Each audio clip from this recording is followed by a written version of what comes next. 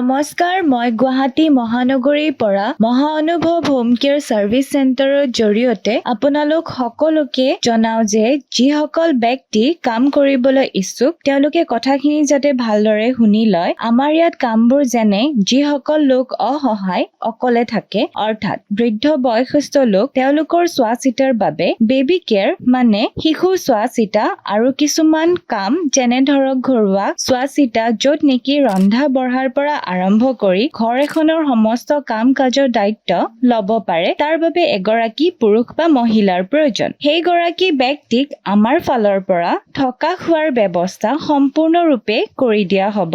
এনেকুৱা ধৰণৰ কামবোৰ গতিকে যদি আপোনালোক কোনোবাই কৰিবলৈ বিচাৰে মোক যোগাযোগ কৰিব।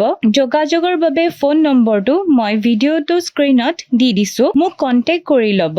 শেষত আপোনালোকে ভিডিঅ'টো সকলোৱে যাতে শ্বেয়াৰ আৰু ফলো কৰি দিয়ে। ধন্যবাদ।